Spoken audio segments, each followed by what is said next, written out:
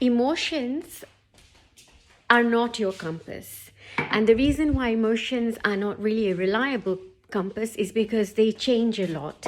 Emotion is exactly what it says, emotion. And in the midst of emotions, if you're going to follow your emotion to do or not to do things, for example, to avoid a situation because it makes you feel like you feel hurt, or you're upset, or you're going to cry, or you go into a situation because you feel really happy, that's not really going to give you much information about who you are. If anything, following your emotions is just going to make you somebody who is nothing beyond the emotion, whereas actually there's a whole big us beyond the emotion.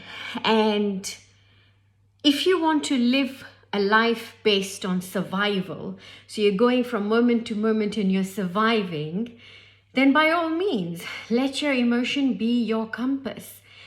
But there is something else, and a very fine and thin line between having your sixth sense as your compass. It's a sense, it's an inner knowing, and that is not the same as emotion. The sixth sense, or something that we call intuition, an inner guide, an inner compass, a gut feeling, or a gut knowingness. Even the word feeling would not be, it's a sensation. You just know something. It's not the same as having an emotion.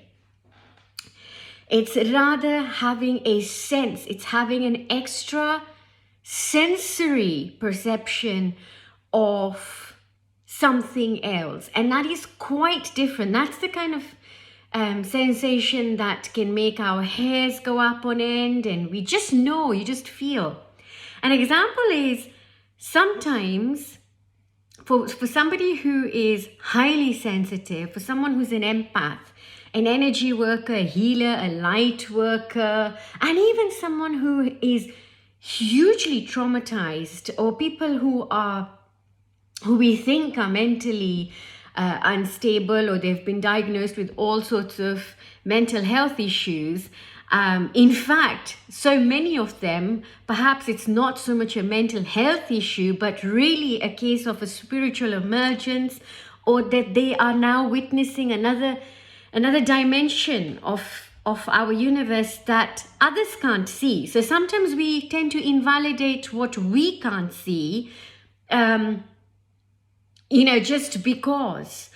And it's very important to recognize this very, very, very thin, fine difference between having an emotion as your inner compass or your radar, and having your sixth sense. It's very extrasensory, and that's why it's not to do with your touch, taste.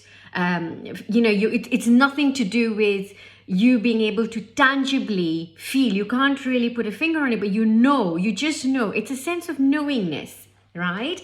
And an extrasensory perception, it's like when we're able to know that there's a spirit around us, or that there's spirit there. And when you go to people who are able to even speak to those who've passed on, or who are able to, and for example, if you're somebody who's very attuned to the way that the moon is, and you're somebody who can really work with planets, that's not going to come from an emotion, but it's a sensory, extrasensory perception. So it's something beyond our senses.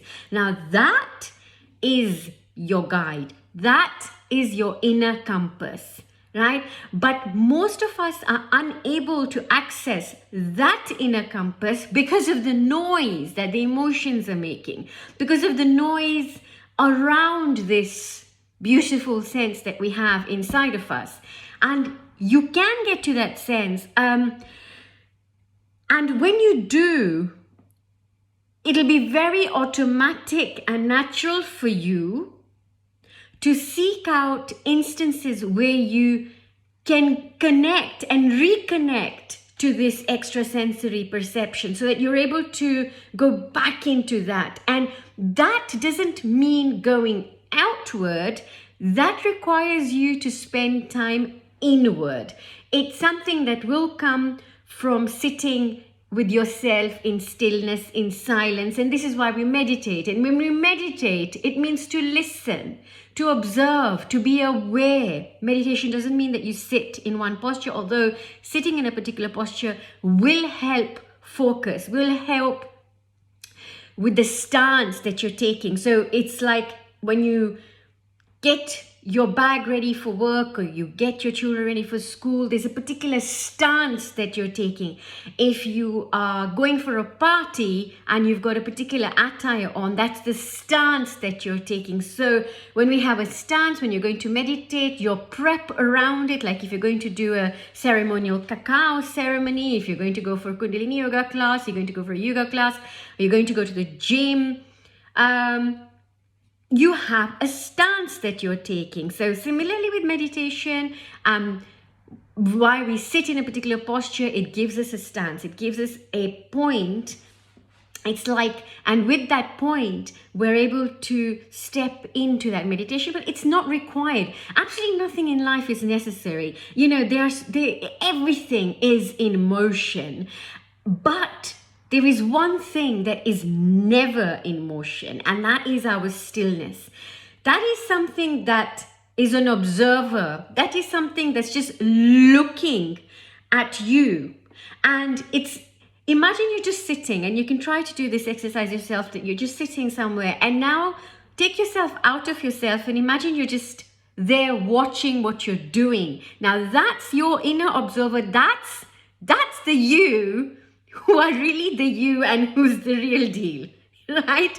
It is not this physical experience that I'm having. It's try to connect to that extrasensory perception, because your emotions are very survival based. And once you are able to traverse through them and you're able to get to a point where you're not your emotion, but you are this still point of yours, you're on neutral gear. And so life around you can go topsy-turvy, situations can change, but you don't. You are there.